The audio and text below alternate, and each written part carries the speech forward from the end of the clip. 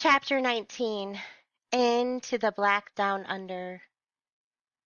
We have to leave the old lady's place because you never know, the cops might come knocking on each door.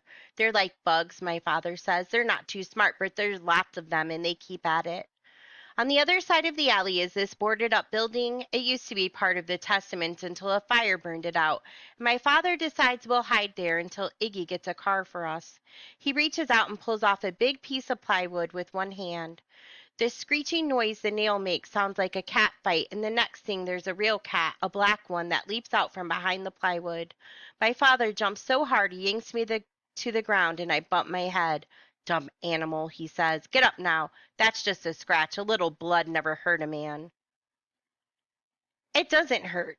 And anyhow, I sort of like the taste of salt in my mouth. It makes me feel awake. Get in there, he says.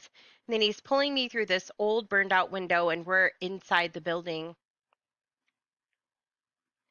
Everything is black and wet and dripping except for where snow has come down through holes in the roof. Most of the inside walls are gone, and you can see where the center beam was chewed by the fire. All the old pipes and wires are hanging down, and everywhere underfoot is broken glass, the color of smoke. I used to wonder exactly what this looked like, he says. Now I know. He finds a place where the stairs go down into the basement and he pulls away the boards and planks. You should feel right at home, he says, cooped up like you were in that cellar hole.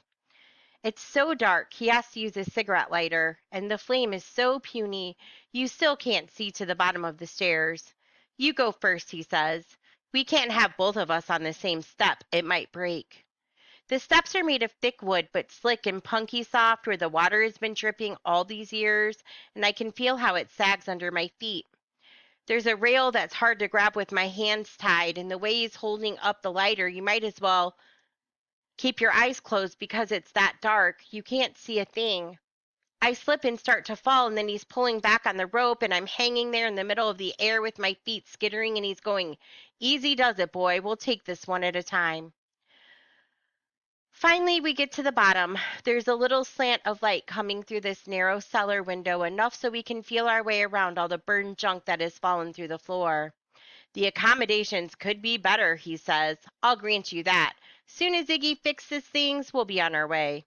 He ties my feet back up and loops the rope tight around this old busted up boiler that's tipped over so I can't move or see what's behind me.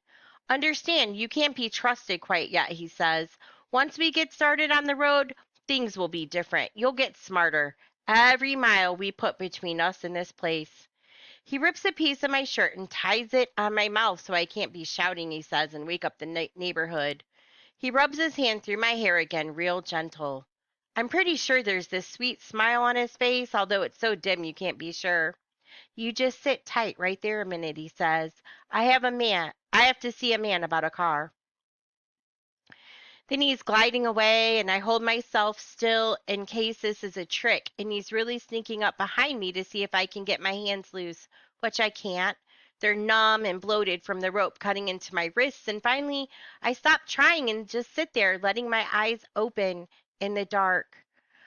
I can barely make out that narrow window, hardly big enough so a cat could slip through, and under it is this big pile of coal slagged up against the foundation wall. Overhead, there's creaking with the weight of him moving around, trying to be light on his feet. I'm listening to him up there and trying to see out that little window when something moves against the light. I'm pretty sure there's a scratching sound coming from the window, except you can't always believe what you hear in the dark.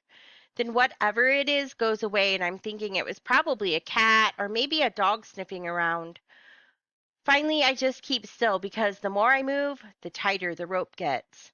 Next thing, I hear someone on the steps, these light feet trying to be real quiet, and then a flashlight comes on, and this woman's voice says, You there, kid?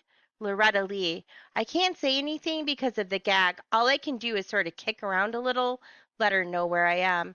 You can tell by her shaky, thin voice she's scared of the dark.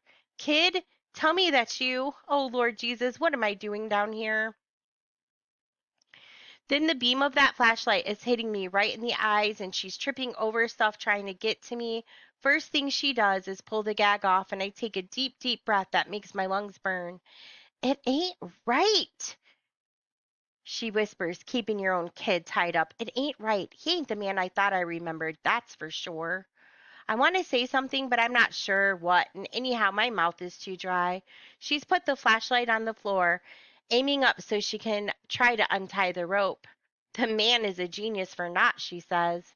I can feel how her hands are shaking as she's fumbling around. Also, I can hear the boards creaking overhead, but you can't be sure. It might be just the wind. Loretta goes, the plan is Iggy keeps him busy while I get you loose. Now, isn't that a good plan? There's enough cops up there to start a war. We'll be safe enough we get out of this godforsaken place. Her hands are pulling at the rope, nervous and quick, but the knots just keep getting tighter. Finally, she gets the idea to cut the rope on the ragged edge of the boiler. I saw this in the movies once, she whispers. I forgot. Get what movie? She's working the rope against the sharp edge of that old boiler, and sure enough, it cuts through. Just the one cut won't do it, though, and she has to do it twice more before my wrists get loose. And I can't really help much because my hands are all numb and swollen. Next thing is this piece around your ankle, she says. I sure can't carry you up out of here.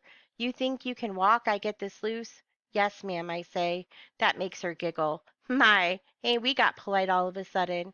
She says, there, that should about do it. My feet come loose and I try to stand up and I have to lean some of my weight on her. She goes, just a second, sugar, let me get this flashlight.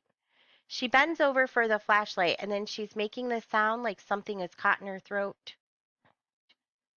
Two big hands are squeezing her neck. I see how my father is coming huge out of the dark and he's got his hands around her throat, shoving her back. You ignorant creature, he says. I'll teach you to put your dirty hands on my son.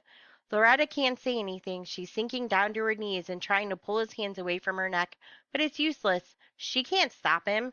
He's squeezing her dead with his bare hands, and no one can stop him. No one, no one.